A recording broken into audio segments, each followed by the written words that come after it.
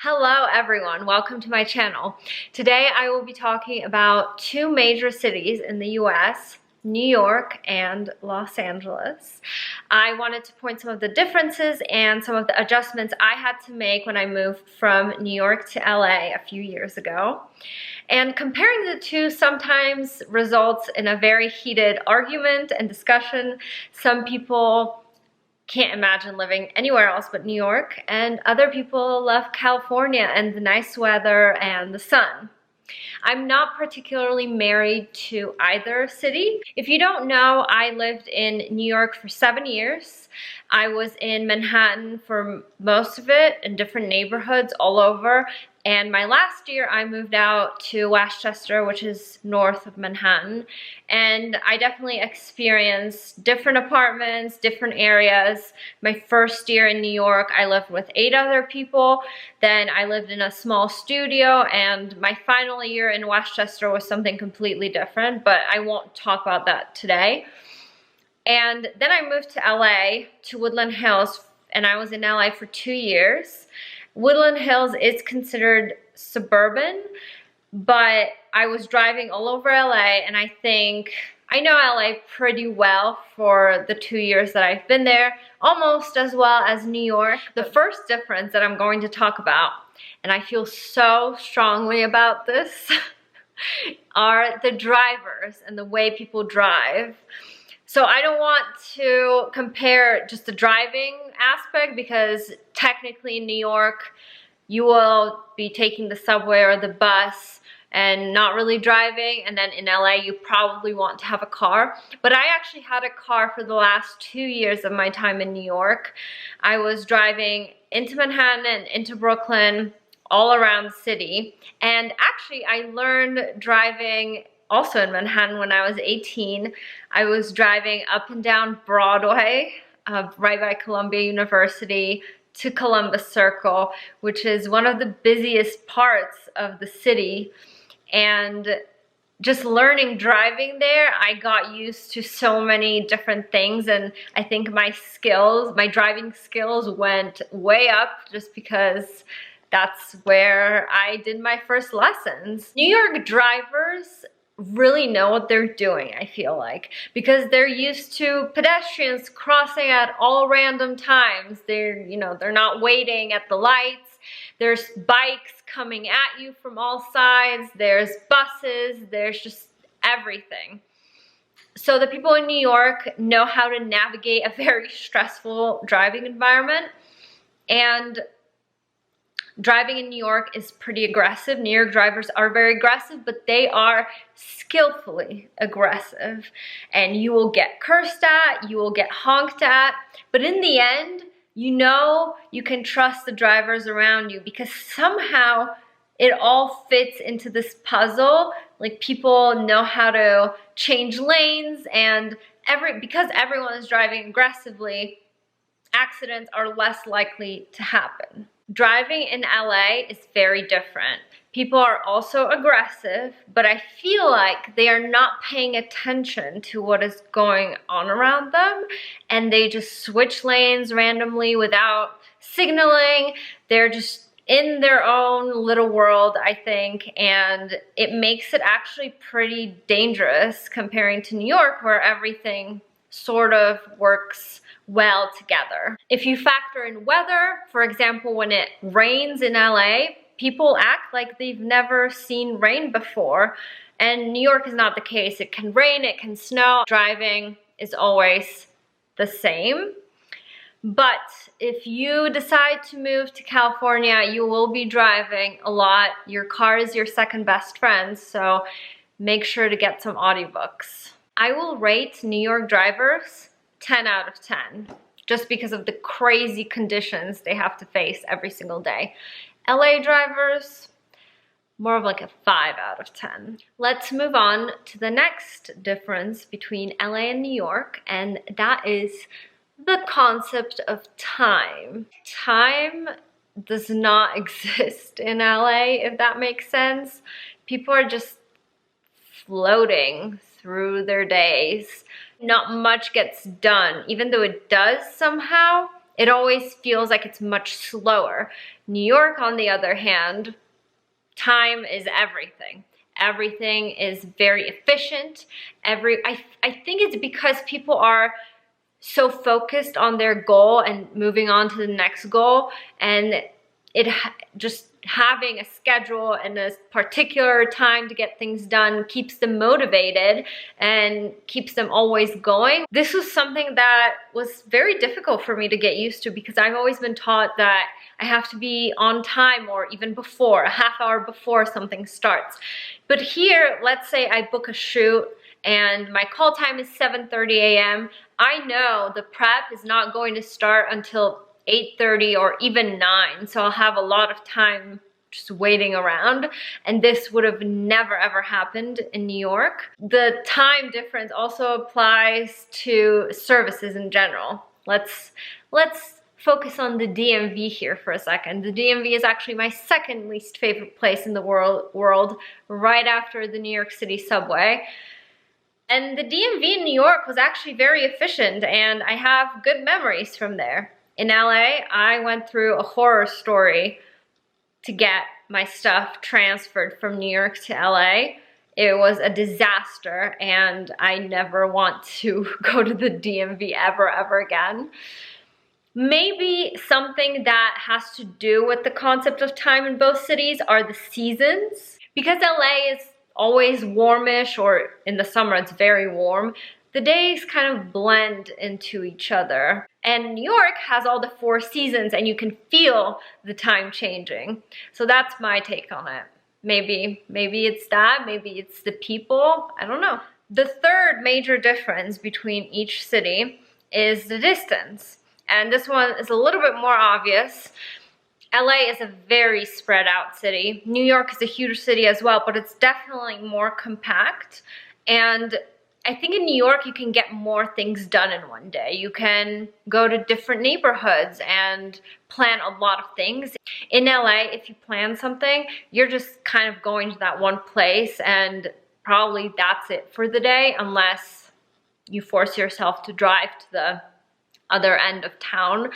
And because of the traffic, getting around takes a long time. I would even say, having driven in New York City, getting to places with the traffic was way quicker, even though traffic in New York was also really bad. But I remember my last year in New York, my best friends from Poland visited, and we were able in one day to do like 2 museums, Central Park, a rooftop bar, a Broadway show, a restaurant. There was just a lot of things to do in one day, and it didn't even feel too strenuous. In LA, I could never do what I did with my friends in one day in New York. I remember even just going to a hockey or basketball game, which was pretty far from me because Woodland Hills and downtown were about 30 minutes without traffic, and with traffic, probably 3 times that much. My whole day revolved around planning, traveling to that game. In New York, you can probably get anywhere from any point within 30 to 40 minutes. Let's say you're downtown Manhattan. You can get into uptown, way uptown Manhattan in 35, 40 minutes. In LA, 40 minutes will get you sometimes even just 10 miles on the freeway.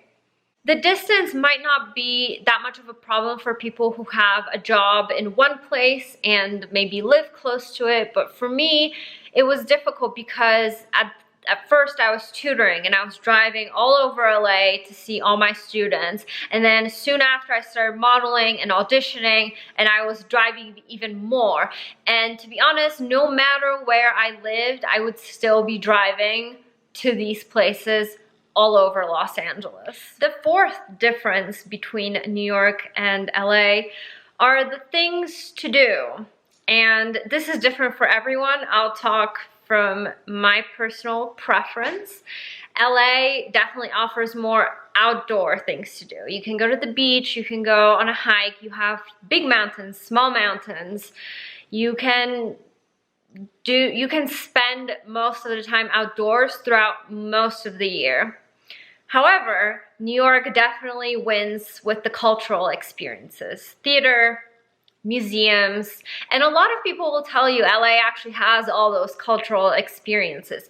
But I feel like if you had the New York experience with all those things, you might be slightly disappointed in the LA cultural scene. I just don't think you come to Los Angeles to go to a museum, even if there are a few.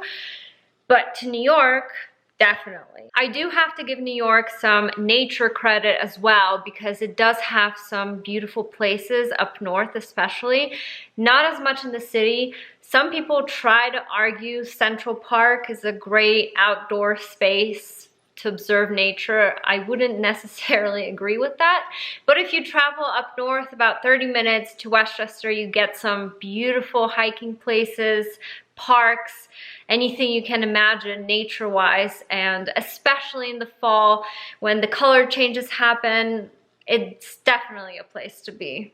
The fifth difference is a thing not many people consider or talk about too much, and that's the natural disasters you have to think about when living in either New York or LA.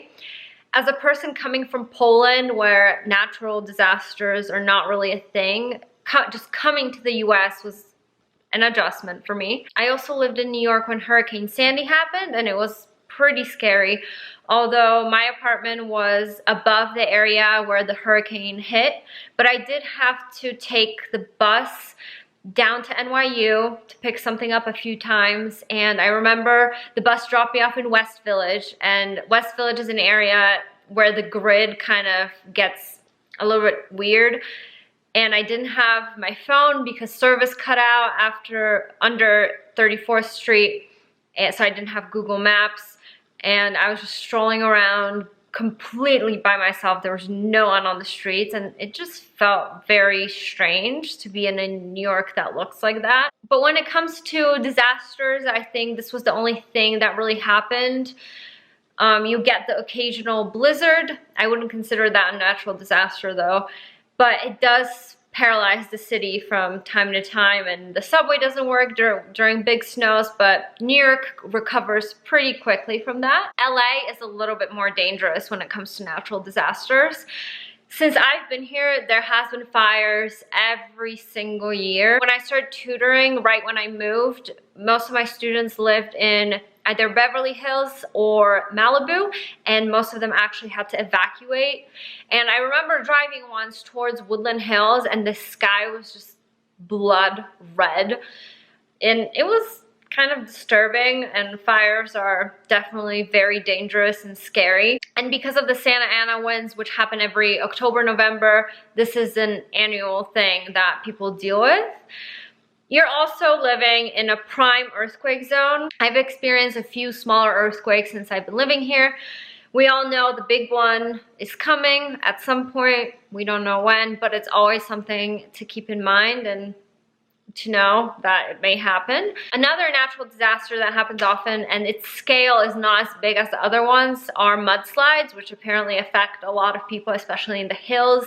Not on top of the mountain, but when you're a little bit lower, when it rains a lot and the mud comes down, it can take down your house, which is also something to consider when you're renting or buying property in LA. I think living in New York might be safer than living in LA when it comes to natural disasters, just because since I've been here, there's something happening almost all the time, and there's always something on the news, and there's always a fire, and it's just something that I never thought about too much in New York. Difference number 6 for me specifically, this is a little bit more personal, was social life. I think having a social life in New York was much easier. I don't know if it was because I was in school or because of the distance of people being much closer. It was just easier to maintain plans, make plans, and know that people are going to show up. I remember when I moved to Woodland Hills, I would tell people where I live, and every single one of them said to me, "You are so far away." And I always found that very strange, because from whatever point you look, you're always far away from somewhere or someone in LA. Unless you magically move into a neighborhood where all your friends just happen to live, you're always going to be far away from someone or something. And I never understood why people would say that to me. But when making new friends in LA, you really have to make an effort. You really have to make an effort to maintain relationships, or you just have to get very good at being alone. Okay, the next difference between New York and LA. And here I just wanted to address the general quality of life, I guess. And I think the general quality of life is better in Los Angeles. When you factor in, for example, space, apartment space, in New York, for a lot of money, you're going to get something not so great and small. In LA, for the same amount of money, you'll probably get something nicer, bigger. Both cities are still pretty pricey. When it comes to food, for me personally, because I'm gluten-free and vegan, LA is definitely a winner. There's so many options here. And even though New York is considered to have so many food options from all the cultures in the world, it wasn't a place where I could find good food for me. I think if you want to live in New York, you have to have a specific type of personality, character, and you have to be okay with making all those compromises that you might not have to make in a city like LA. But you're also not always in New York to have the best quality of life. Maybe you're there for school, or you're chasing after your dream job, and those are all reasons to stay there. But for me personally, I think my quality of life was better in Woodland Hills than it was ever in New York, generally speaking. For the last difference between the two cities, I just wanted to mention a few lessons that each place has taught me after I lived there for a while. The first lesson that I learned after living in New York was to always have my eyes around my head, or be like an owl and always see what's happening everywhere around me, just because there's so many things happening and you want to be aware of your surroundings at all time. You want to be aware that you're not being followed, which happened to me quite a few times, and you just want to pay attention to things. The second thing New York has taught me was the ability to multitask and the whole hustle. This was specifically important for me during my last year in New York, because I was doing my master's, completing my master's actually, and writing my thesis while taking classes. I didn't take a separate semester for that. I just crammed it all in. I just got signed with my first modeling agency, so I was going to castings and I was doing modeling jobs, and I was working for the Nets, so I was going to events, going to games, and I was also commuting from Westchester. So I don't know when did I sleep? I don't know if I slept at all that year, but it definitely taught me to multitask. And this brings me to the third lesson, which was that I really believed that I could do everything. After living in New York, everything else just seems much easier. Just because of all the things that I was doing there, I really started believing that I can do anything. And this sometimes can be a little bit overwhelming, which brings me to my LA lessons. And the first lesson I learned in LA was to relax, to just know that it's okay to relax and to chill out for a second. When you're surrounded by people who are a little bit more relaxed, or way more relaxed than they are in New York, you yourself kind of adapt some of that too. I am definitely not the most relaxed person in LA or California, but I'm definitely less anxious and stressed than I was in New York. The second thing I learned in LA was patience. This brings me back to the concept of time and how it does not exist in LA. I've learned that I have to be patient to get some things done here, and I learned that they're not always going to be done as quickly and the way I exactly want them to be done. But I accept that. And that's something that LA will teach you, especially if you're coming from New York, where everything was so scheduled. And the third and last thing that LA taught me was to recognize people's BS, as harsh as that may sound. Because you're surrounded by people who seem to always be in a good mood and positive, you don't know if they always mean what they're saying, and you really learn how to smell the BS and recognize when someone's being honest and genuine and when someone's just talking just to talk and they don't care about you or what you do. Especially being in the entertainment industry, this is a very helpful skill to have. So this concludes the 8 major differences that I personally noticed between New York and LA and the adjustments I had to make. I could honestly talk about this for hours, I think, because there's way more, and both cities have their own different things to talk about. And also I have the experience of being in the suburbs, in the outer parts of the state as well, but that's not something to talk about today. Thank you for listening. Thanks for being here. I'll see you next time.